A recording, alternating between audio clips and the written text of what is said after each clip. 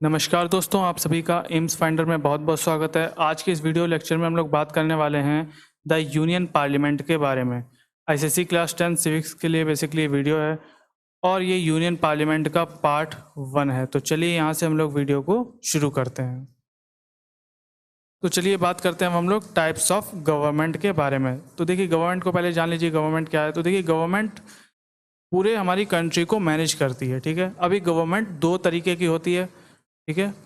कोई भी कंट्री होगी तो इन दो तरीकों में से कोई एक तरीके की वहाँ पे गवर्नमेंट होती है, ठीक है। तो पहला जो गवर्नमेंट का टाइप है वो है फेडरल गवर्नमेंट। इसको पहले जान लेते हैं। देखिए, यहाँ पे क्या होता है कि नेशनल लेवल्स और लोकल लेवल्स पे पावर क्या होती हैं, शेयर होती हैं, ठीक है। शेयर्ड पावर्स होती हैं इन दोनों के बीच में, यानी कि जितनी भी हमारी पावर होंगी और जो रिस्पॉन्सिबिलिटीज़ होती हैं वो सब यहाँ पे शेयर्ड होती हैं। नेशनल पे भी, यानी कि जो सरकार केंद्र पे बैठी है, और लोकल यानी कि यहाँ पे एक तरीके से स्टेट लेवल से आप समझ सकते हैं। और जो सरकार स्टेट लेवल पे बैठी है उनमें दोनों की जो पावर्स होती है वो शेयर्ड होती है। अब यूनिटरी फॉर्म ऑफ गवर्नमेंट में यहाँ पे क्या होता है, तो देखिए यूनिटरी फॉर्म ऑफ गवर्नमेंट बिल्कुल इसका विपरीत है। यहाँ पे क्या होता है कि जो पावर होती है सिर्फ और सिर्फ सेंट्रल गवर्नमेंट के पास में ही होती है, ठीक है। सिर्फ सेंट्रल गवर्नमेंट यहाँ पे जो कानून पास कर दे या जो बिल निकाल दे वो पूरे देश में मान्य होता है, ठीक है। यानी कि मान लीजिए कि यहाँ पे सेंट्रल गवर्नमेंट ने कोई भी एक कानून निकाला है तो उसको यहाँ पे उसने पूरे देश में लागू करवा दिया है, तो यहाँ पे जो स्टेट होगा वो उसमें किसी तरीके का दखल नहीं दे सकता है। अब दूसरी तरफ देखिए, हम लोग बात करते हैं फेडरल गवर्नमेंट की। तो फेडरल गवर्नमेंट में यहाँ पे क्या होता है कि मान लीजिए कि कोई कानून है जो कि केंद्र ने निकाल दिया है और उस कानून को किसी भी स्टेट पे इम्प्लीमेंट करवाना है, तो स्टेट वहाँ पे कुछ चेंजेस उस कानून में कर सकती है। वो कानून तो ज़रूर होगा उसमें, पर चेंजेस करने का काम वो स्टेट कर सकती है। यानी कि आप यहाँ पे देख सकते हैं कि कुछ हक यहाँ पे स्टेट को भी दिया गया, पर यहाँ पे यूनिटरी फॉर्म ऑफ गवर्नमेंट में स्टेट को पावर नहीं होती है, ठीक है। यहाँ पे जो सेंट्रल गवर्नमेंट ने कह दिया वही पूरे देश में मान्य होता है। अब देखिए, फेडरल स्ट्रक्चर गवर्नमेंट कौन सी कंट्रीज में पाई जाती है। तो देखिए, फेडरल गवर्नमेंट का सुप्रीम एग्जाम्पल माना जाता है यूएसए को, ठीक है। यूएसए को फेडरल स्ट्रक्चर गवर्नमेंट का सुप्रीम एग्जाम्पल माना जाता है, ठीक है। और दूसरी तरफ अगर हम लोग बात करें यूनिटरी फॉर्म ऑफ गवर्नमेंट में, तो यूनिटरी फॉर्म ऑफ गवर्नमेंट में यहाँ पे एग्जाम्पल हैं इसके यूके हो गया, ठीक है। यूनाइटेड किंगडम भी यूनिटरी फॉर्म ऑफ गवर्नमेंट ही वहाँ पे भी चलती है। और यहाँ पे चाइना हो गया है और जापान। यहाँ पे कई सारी कंट्रीज आपको यूनिटरी फॉर्म ऑफ गवर्नमेंट में देखने को मिलेंगी। देखिए, पहली चीज़ यहाँ पे क्या है। अब देखिए, यहाँ पे एक डिसएडवांटेज भी है यूनिटरी फॉर्म ऑफ गवर्नमेंट में। तो देखिए, मान लीजिए यहाँ पे जो सेंट्रल गवर्नमेंट है वो पावर में ज़्यादा है यहाँ पे यूनिटरी फॉर्म ऑफ गवर्नमेंट में। तो यहाँ पे क्या होगा कि कल को भी ऐसी स्थिति ना कहीं बन जाए कि जो केंद्र पे जो व्यक्ति बैठा हुआ है वो कहीं डिक्टेटरशिप ना करने लगे, यानी कि तानाशाही ना करने लगे अपनी, और ऐसे में कई सारे लोग दिक्कत में आ जाते हैं। और फेडरल स्ट्रक्चर गवर्नमेंट में भी यहाँ पे डिसएडवांटेज होता है कि मान लीजिए केंद्र ने कल को कोई कानून पारित करा है और स्टेट ने भी उसी पे कोई कानून निकाला है, तो इन दोनों के बीच में कभी कदा कुछ कॉन्फ्लिक्ट्स हो जाते हैं। स्टेट और केंद्र में कुछ कभी कदा कॉन्फ्लिक्ट हो जाते हैं, तो इनमें भी थोड़ी सी दिक्कत रहती है। पर फेडरल स्ट्रक्चर गवर्नमेंट काफ़ी अच्छा है। अच्छा, एक चीज़ और याद रखिएगा, फेडरल स्ट्रक्चर गवर्नमेंट इंडिया में भी है, ठीक है। Unitary form of government India में नहीं है, federal form of government India में है, ठीक है। तो अब हम लोग जानते हैं फेडरल स्ट्रक्चर इन इंडिया के बारे में, ठीक है। क्या कि फेडरल स्ट्रक्चर जो इंडिया में है वो किस तरीके से है। तो देखिए, हमारा जो संविधान है, कॉन्स्टिट्यूशन, तो सभी बच्चों को संविधान के बारे में तो पता ही होगा कि संविधान एक बेसिकली बुक है जिससे कि हमारा पूरा देश चलता है। यानी कि उसी संविधान की बुक में हमारे सारे के सारे लॉज लिखे हैं और हर चीज़ उसी संविधान की बुक में लिखी हुई है, ठीक है। तो कॉन्स्टिट्यूशन में सेटअप है federal system of government in India के बारे में पूरा दिया गया है। तो यहाँ पे जो लेजिस्लेटिव और फाइनेंशियल और एग्जीक्यूटिव पावर्स होंगी ये डिस्ट्रीब्यूटेड करी गई हैं बिटवीन यूनियन और स्टेट में। अच्छा, एक बात यहाँ पे और ध्यान रखिएगा, अब ये वर्ड यूज़ काफ़ी होगा यूनियन। तो देखिए, यूनियन का यहाँ पे मतलब है सेंट्रल से यहाँ पे किया जाता है, ठीक है। सेंट्रल गवर्नमेंट को यहाँ पे बात करी जा रही है यूनियन से, ठीक है। तो इन दोनों के बीच में लेजिस्लेटिव, फाइनेंशियल और एग्जीक्यूटिव पावर्स डिस्ट्रीब्यूटेड करी गई हैं। तो ये हमारे संविधान में ही सेटअप है federal system of government in India. अच्छा, एक और फैक्ट की बात मैं आपको बता देता हूँ कि हमारे संविधान में फेडरल सिस्टम से गवर्नमेंट तो यहाँ पे है, पर जो हमारा संविधान है वहाँ पे कहीं पे भी फेडरेशन वर्ड का यूज नहीं किया गया है, ठीक है। Is not mentioned anywhere in the constitution, ठीक है। कहीं पे भी हमें कॉन्स्टिट्यूशन में लिखा नहीं गया है कि फेडरेशन फॉर्म ऑफ गवर्नमेंट यहाँ पे है, पर हमारे कंट्री में फेडरल फॉर्म ऑफ गवर्नमेंट ही चलती है, इस चीज़ को याद रखिएगा। फिर देखिए, मौजूदा इंडिया में 2 सेट ऑफ गवर्नमेंट है, यानी कि पहली गवर्नमेंट जो एंटायर कंट्री को संभालती है, जिसको हम लोग यूनियन गवर्नमेंट के नाम से भी जानते हैं और सेंट्रल गवर्नमेंट के नाम से भी जानते हैं। दूसरी गवर्नमेंट हमारी जो कि स्टेट लेवल पे है, तो उसको हम लोग कहते हैं स्टेट गवर्नमेंट, ठीक है। तो ये 2 मौजूदा इंडिया में ये गवर्नमेंट चलती हैं, ठीक है।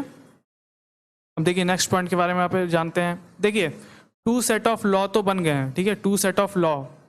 अब 2 सेट ऑफ लॉ के यहाँ पे बनने का क्या मतलब है, मान लीजिए कि कोई एक टॉपिक है जिसपे स्टेट ने भी लॉ बनाया है और यूनियन लॉ भी यहाँ पे बना हुआ है, यानी कि हमारी सेंट्रल गवर्नमेंट ने भी लॉ बनाया है और स्टेट गवर्नमेंट ने भी उसी टॉपिक पे लॉ बनाया है, ठीक है। तो हर सिटीजन जो भी इंडिया का है, ठीक है, एवरी सिटीजन को वो मानना ही पड़ेगा, ठीक है। वो दोनों कानूनों को मानना पड़ेगा, एक ही टॉपिक पे हैं और 2 कानून बने हैं अगर उस पर, तो हर सिटीजन को उन दोनों कानूनों को मानना ही पड़ेगा। अब देखिए यूनियन पार्लियामेंट जो है, अब यहाँ पे पार्लियामेंट को मैं आगे वाली स्लाइड्स में बताऊंगा कि क्या है।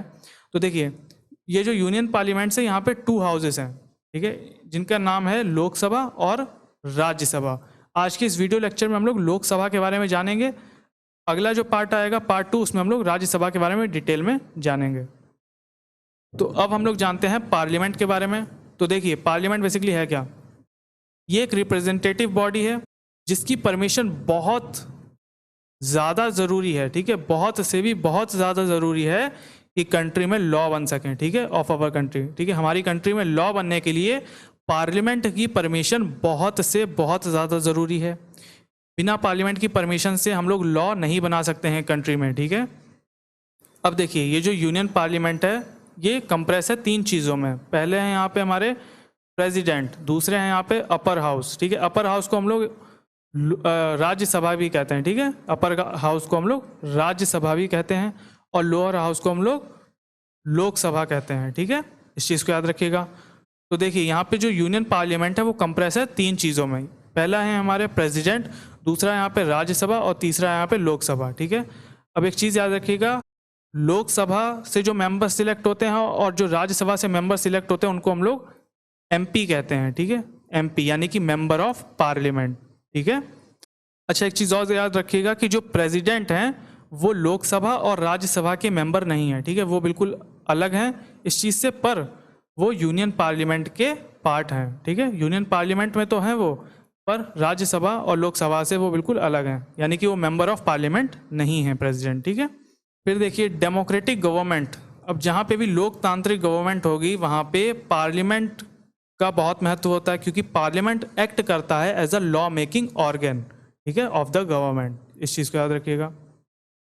फिर देखिए जो पार्लियामेंट है इसकी जो पावर है वो है कंट्रोल करना द एग्जीक्यूटिव बॉडी को, ठीक है, यूनियन काउंसिल ऑफ मिनिस्टर्स को, और ये कंट्रोल रखता है ओवर द नेशनल बजट्स के ऊपर भी, ठीक है।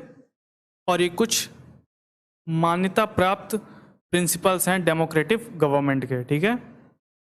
अब देखिए अब हम लोग जानते हैं लोकसभा के बारे में।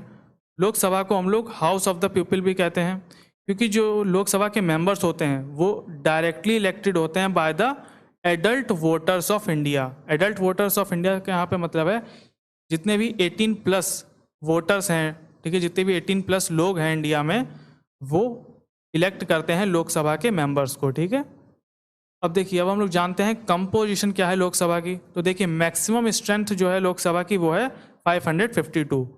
इनमें से भी 530 मेंबर्स सिलेक्ट होते हैं स्टेट से और 20 मेंबर्स सिलेक्ट होते हैं यूनियन टेरिटरी से, और 2 मेंबर्स ऐसे होते हैं जो कि एंग्लो इंडियन मेंबर्स होते हैं जो कि नॉमिनेटेड होते हैं बाय द प्रेसिडेंट द्वारा, ठीक है, टू द लोकसभा के लिए। अब ये 2 एंग्लो इंडियन मेंबर्स का यहाँ पे क्या मतलब है, देखिए ये 2 ऐसे लोग होते हैं जिनको प्रेसिडेंट हमारे नॉमिनेट करते हैं कि आप लोकसभा के मेंबर बन जाइए, ठीक है। इन दोनों को हम, ये जो 2 मेंबर्स होते हैं इनको हम लोग नहीं इलेक्ट कर सकते हैं, ठीक है। यहाँ पे एडल्ट वोटर ऑफ इंडिया इनको यहाँ पे इलेक्ट नहीं कर सकता। यहाँ पे ये नॉमिनेटेड होते हैं प्रेसिडेंट, यानी कि प्रेसिडेंट के पास ही पूरी पावर होती है, ये 2 एंग्लो इंडियंस मेंबर्स को वो सिलेक्ट कर सकें, ठीक है। और ये 2 वो लोग होते हैं जिन्होंने देश के लिए बहुत अच्छे काम करे हों, देश का नाम रोशन किया हो, देश के काफ़ी नामी गिरामी लोग हों और कई सारे फील्ड्स में इन लोगों ने अचीवमेंट्स हासिल कर रखी हों, चाहे वो आर्ट हो, स्पोर्ट्स हो, किसी भी फील्ड में अचीवमेंट हासिल कर रखी हो, तो ये वो लोग होते हैं जिन्होंने देश का नाम रोशन किया होता है। उनमें से 2 लोगों को प्रेसिडेंट सिलेक्ट करते हैं, उनमें से 2 लोग प्रेसिडेंट द्वारा सिलेक्ट किए जाते हैं लोकसभा के मेंबर के लिए, ठीक है। अब जानते हैं हम लोग यूनिवर्सल एडल्ट फ्रेंचाइजी के बारे में। अब देखिए, अब हम लोगों ने पिछली वाली स्लाइड्स में जाना था कि एडल्ट वोटर्स जो हैं इंडिया के, ये सिलेक्ट करते हैं लोकसभा के मेंबर्स को। अब ये सब कुछ, ये जो एडल्ट वोटर्स वाला जो कॉन्सेप्ट है, ये सब आता है यूनिवर्सल एडल्ट फ्रेंचाइजी से। देखिए, जो लोकसभा के मेंबर्स होते हैं वो इलेक्टेड होते हैं directly on the basis of, ठीक है, on the basis of universal adult franchise, यानी कि हर सिटीजन जो 18+ है, ठीक है, 18 साल का है या 18 साल से ऊपर का है, तो उसको ये हक है कि वो वोट कर सकता है लोकसभा मेंबर्स को, ठीक है। और अगर वो 18 साल से नीचे है तो यूनिवर्सल एडल्ट फ्रेंचाइजी के अकॉर्डिंग उसे वोट करने का अधिकार नहीं है, ठीक है। इस चीज़ को याद रखिएगा, ये है यूनिवर्सल एडल्ट फ्रेंचाइजी। फिर हम लोग बात करते हैं क्वालिफिकेशन फॉर द मेंबरशिप। अब देखिए, जितने भी मेंबर्स होते हैं लोकसभा के, उनके पास क्वालिफिकेशन क्या क्या होनी चाहिए कि वो लोग खड़े हो सकते हैं लोकसभा के लिए, ठीक है, लोकसभा के मेंबरशिप के लिए। तो देखिए, पहली चीज़ यहाँ पे आती है कि जो भी पर्सन है वो सिटीज़न ऑफ इंडिया होना चाहिए, ये बहुत चीज़ इम्पॉर्टेंट है, ठीक है। और उस व्यक्ति की उम्र, जो भी खड़ा होना चाहता है, एटलीस्ट 25 ईयर्स तो होनी ही चाहिए, ठीक है, कम से कम 25 साल का होना ही चाहिए, ठीक है, वो व्यक्ति, तब जाके वो मेंबरशिप के लिए खड़ा हो सकता है लोकसभा के लिए, ठीक है। और जो भी व्यक्ति मेंबरशिप के लिए खड़ा हो रहा है लोकसभा का, उसको वोटर लिस्ट में उसका नाम ज़रूर होना चाहिए, ठीक है, his name must be in the voter list, ठीक है, वोटर लिस्ट में उसका नाम ज़रूर होना चाहिए। ये कुछ क्वालिफिकेशंस हैं जो कि मेंबरशिप के लिए ज़रूरी हैं लोकसभा के, ठीक है। फिर देखिए, कुछ डिसक्वालिफिकेशंस भी होती हैं फॉर मेंबरशिप के लिए, ठीक है, किन वजहों से आप खड़े नहीं हो सकते हैं लोकसभा के लिए। तो पहली चीज़ यहाँ पे है, देखिए, अगर कोई भी व्यक्ति सरकारी जॉब कर रहा है, चाहे वो सेंट्रल गवर्नमेंट की हो, चाहे वो स्टेट गवर्नमेंट की लेवल की हो, यानी कि केंद्र सरकार में या स्टेट लेवल पे जो गवर्नमेंट है उसके जो सरकारी जॉब है, अगर उसमें कोई व्यक्ति जॉब कर रहा है तो वो व्यक्ति मेंबरशिप के लिए खड़ा नहीं हो सकता है, ठीक है, उसे रिजेक्ट कर दिया जाएगा। दूसरी चीज़ यहाँ पे आती है, अगर वो सिटीज़न इंडियन नहीं है, ठीक है, not a citizen of India, ठीक है, अगर वो सिटीज़न इंडियन नहीं है तो उसको रिजेक्ट कर दिया जाएगा कि आप मेंबरशिप के लिए खड़े नहीं हो सकते इलेक्शंस में, ठीक है। अब देखिए, अगला जो पॉइंट है यहाँ पे, if he is unsound mind. देखिए, अगर व्यक्ति अनसाउंड माइंड का मतलब है कि व्यक्ति मेंटली अनस्टेबल है, ठीक है, अगर व्यक्ति मेंटली अनस्टेबल है, यानी कि उसके कुछ मेंटल कुछ डिसऑर्डर है, यानी कि कुछ कंडीशंस ऐसी हैं, तो यहाँ पे व्यक्ति डिसक्वालीफाइड हो जाएगा फॉर द मेंबरशिप के लोकसभा के लिए, ठीक है।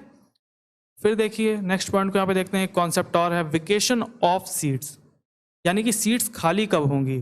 तो देखिए, पहली चीज़ यहाँ पे आती है, अगर मेंबर रिजाइन कर देता है, ठीक है, रिजाइन का यहाँ पे मतलब है अगर मेंबर इस्तीफा दे देता है अपनी सीट से बाय राइटिंग, ठीक है, लिख कर दे देता है इस्तीफा टू द स्पीकर और चेयरमैन को, तो मेंबर की सीट यहाँ पे खाली हो जाएगी, ठीक है। फिर दूसरे यहाँ पे कंडीशन क्या है सीट खाली होने का, देखिए, अगर मेंबर बिना परमिशन के हाउस के, ठीक है, बिना हाउस की परमिशन के अगर मेंबर अब्सेंट रहता है, ठीक है, आता ही नहीं है for a period of 60 days, ठीक है, 60 दिनों के लिए अगर वो बिना बताए गायब रहता है और बिना परमिशन के हाउस के, तो उस मेंबर को यहाँ पे, तो वो मेंबर यहाँ पे डिस्क्वालीफाइड हो जाएगा, ठीक है, तो उसे अपनी सीट छोड़नी पड़ेगी, ठीक है। अब हम लोग जानते हैं टर्म ऑफ द हाउस के बारे में। तो देखिए, जो टर्म ऑफ द हाउस है लोकसभा का, वो होता है 5 ईयर्स का, यानी कि हर 5 सालों में लोकसभा के जो मेंबर्स हैं उनके इलेक्शंस किए जाते हैं और नए मेंबर्स को यहाँ पे जगह मिलती है और वो मेंबर्स फिर से लोकसभा में बैठकर कानून बनाते हैं। ठीक है, तो हर 5 साल के ड्यूरेशन में इलेक्शंस कराए जाते हैं लोकसभा के, तो इनका टर्म भी लोकसभा का 5 साल का ही होता है। तो अगले इलेक्शंस हैं 2024 में। ठीक है, और लास्ट बार जो इलेक्शंस हुए हैं वो हुए हैं 2019 में। ठीक है, फिर देखिए एक चीज़ और है यहाँ पे कि ड्यूरिंग द इमरजेंसी पीरियड, अब मान लीजिए कि देश में इमरजेंसी पीरियड है, तो उस कंडीशंस में क्या होगा कि जो लोकसभा का जो टर्म है, ठीक है, वो बढ़ा दिया जाएगा। ठीक है, बाय द पार्लियामेंट के द्वारा फॉर 1 ईयर, 1 साल के लिए बढ़ा दिया जाता है। ठीक है, फिर यहाँ पे देखिए एक और कॉन्सेप्ट है जो कि है रिजर्वेशन ऑफ सीट्स।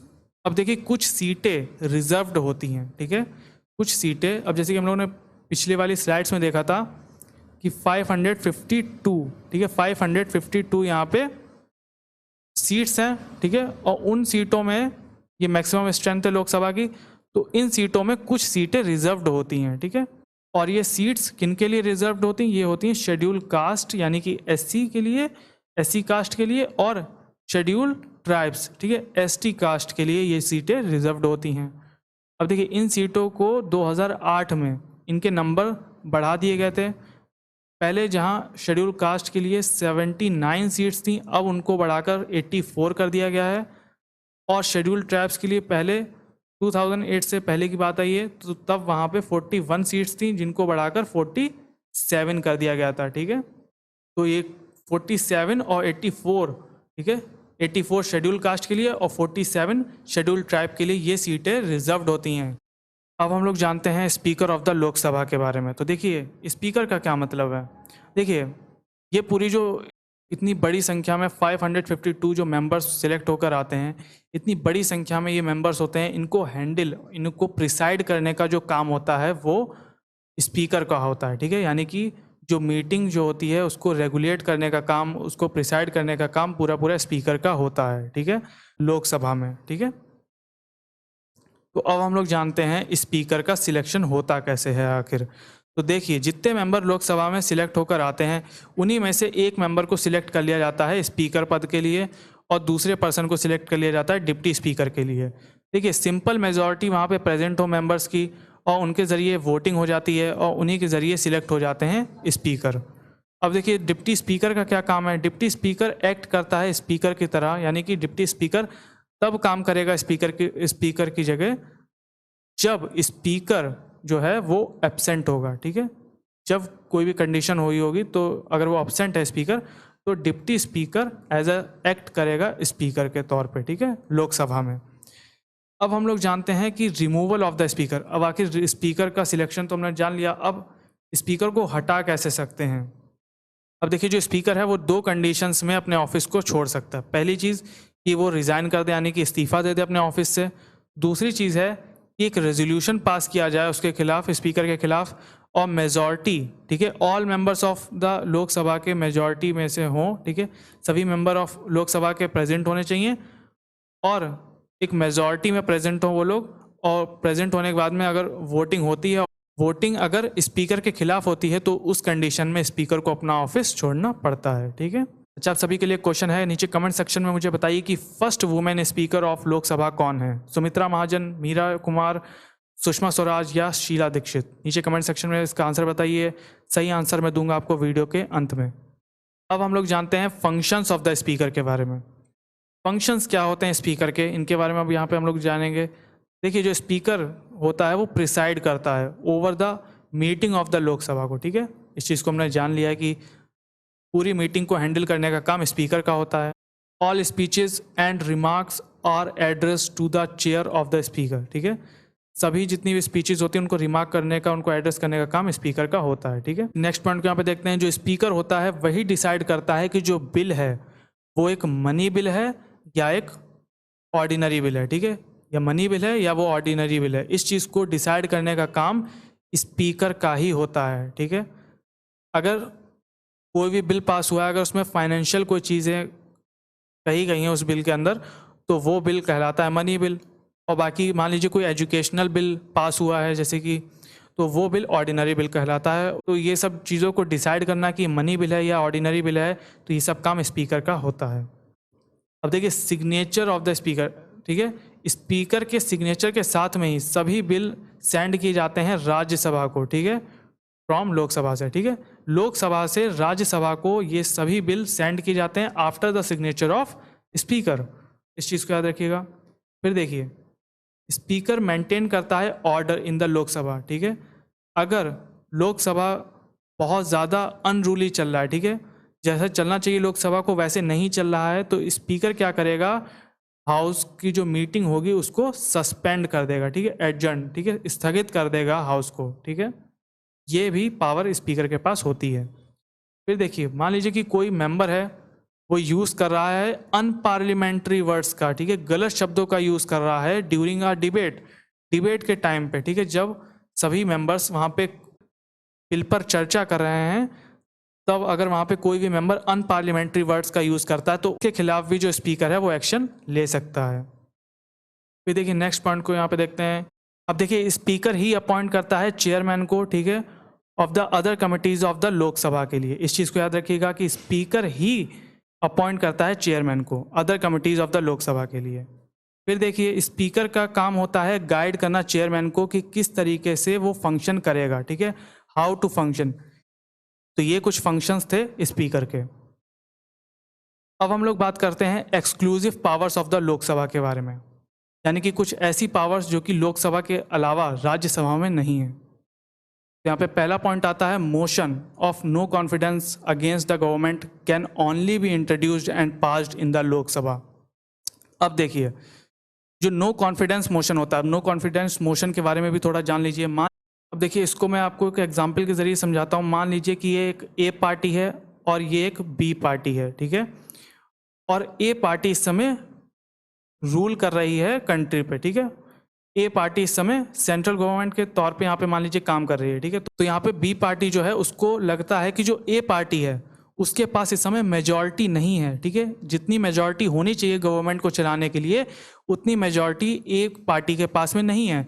तो बी पार्टी यहाँ पे क्या करेगी कि वो नो कॉन्फिडेंस मोशन के तहत ए पार्टी से कहेगी कि आप अपनी मेजॉरिटी लोकसभा में दिखाइए।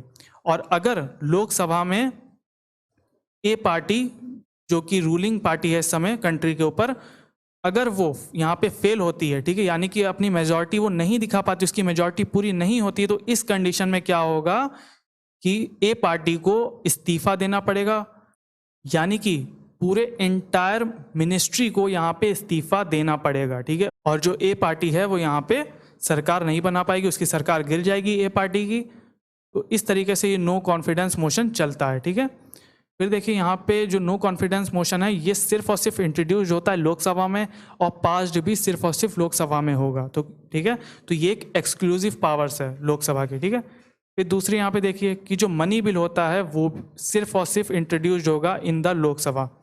देखिए जो मनी बिल होता है वो सिर्फ और सिर्फ इंट्रोड्यूस्ड लोकसभा में होगा। अब देखिए यहाँ पे अगर हम लोग बात करें ऑर्डिनरी बिल की, ऑर्डिनरी बिल यानी कि मान लीजिए कोई एजुकेशनल बिल है, ठीक है, एजुकेशन पे कोई बिल आया है तो वो एक ऑर्डिनरी बिल हुआ है, ठीक है, तो इस ऑर्डिनरी बिल को हम लोग कहीं पे भी इंट्रोड्यूस कर सकते हैं, चाहे हम लोग चाहते तो हम लोग यहाँ पे राज्यसभा में भी इंट्रोड्यूस कर सकते हैं, पर मनी बिल को यहाँ पे हम लोग सिर्फ और सिर्फ इंट्रोड्यूस कर सकते हैं लोकसभा के अंदर, ठीक है, यानी कि पहले लोकसभा के अंदर जाएगा बाद में वो राज्यसभा के अंदर जाएगा, ठीक है, तो पहले मनी बिल को हम लोग सिर्फ और सिर्फ इंट्रोड्यूस कर सकते हैं लोकसभा के अंदर, ठीक है। फिर नेक्स्ट पॉइंट यहाँ पे देखते हैं in case of deadlock between the two houses over non financial ordinary bill. अब देखिए नॉन फाइनेंशियल ऑर्डिनरी बिल के ऊपर यहाँ पे दोनों हाउसेस डिसाइड नहीं कर पाए हैं, उनके बीच में डेडलॉक का मतलब होता है कि डिसाइड ना कर पाना कि बिल को पास करना है या नहीं करना है, कि कानून बनेगा या नहीं बनेगा, इस चीज़ के बीच में दोनों हाउसेस के बीच में डेडलॉक हो जाना, यानी कि बिल पारित नहीं हो पाया, दोनों तरफ से फंस चुका है बिल, ठीक है। तो इस कंडीशन में क्या होगा कि लोकसभा की जो स्ट्रेंथ होती है, जो ठीक है, जो नॉर्मली जो प्रिवेल करती है स्ट्रेंथ वो दुगनी होती है राज्यसभा से, तो इस केस में लोकसभा यहाँ पे जीत जाता है, ठीक है, उसकी पावर ज़्यादा है राज्यसभा से और यहाँ पे लोकसभा के अकॉर्डिंग ही वो बिल पास कर दिया जाता है, नॉन फाइनेंशियल ऑर्डिनरी बिल, ठीक है। तो इस डेडलॉक में लोकसभा ज़्यादा पावरफुल है, ठीक है। अब हम लोग जानते हैं सेशंस के बारे में। तो देखिए सेशन जो होते हैं दोनों हाउसेस के यहाँ पे पार्लियामेंट पे, ठीक है। अभी सेशंस का देखिए मतलब समझ लीजिए, देखिए दोनों हाउसेस में पार्लियामेंट पे सेशन होते हैं। सेशन का मतलब है कि दोनों हाउसेस मिलने का यहाँ पे समय बताया जा रहा है, ठीक है, कि दोनों हाउसेस कब मिलेंगे, ठीक है, कब उनके अंदर मेंबर्स आपस में चर्चा करके कानून बनाएंगे। तो यहाँ पे इस चीज़ की बात हो रही है, ठीक है। तो मैक्सिमम गैप जो होता है 2 सेशंस के बीच में वो होना चाहिए 6 महीने से कम का, ठीक है। 6 महीने से ज़्यादा का नहीं होना चाहिए, 6 महीने से ज़्यादा का नहीं होता है आमतौर पे, ठीक है।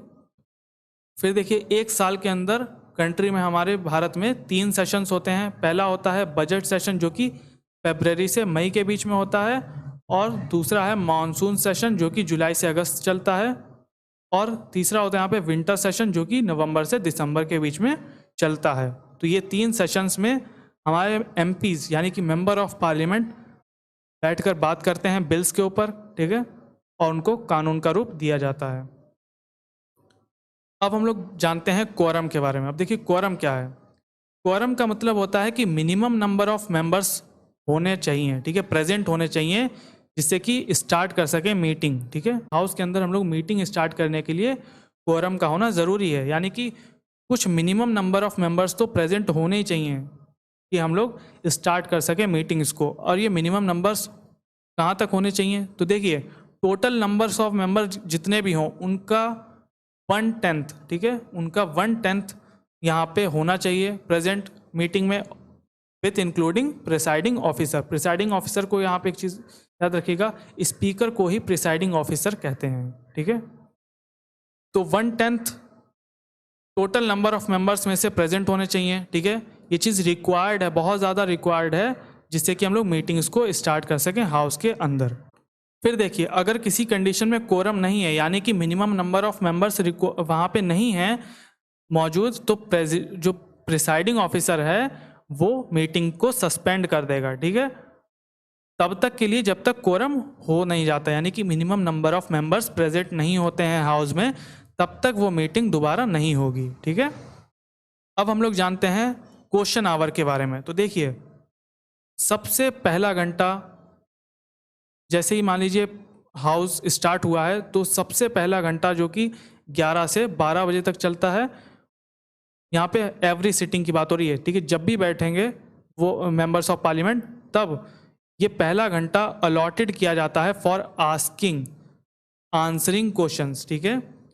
और ये कौन करता है, क्वेश्चन आंसर्स कौन पूछता है, ये काम करता है अपोजिशंस, ठीक है। अपोजिशन यानी कि विपक्ष के लोग, रूलिंग पार्टी में जो बैठे हुए सरकार के लोग हैं, ठीक है, उनसे क्वेश्चन पूछते हैं।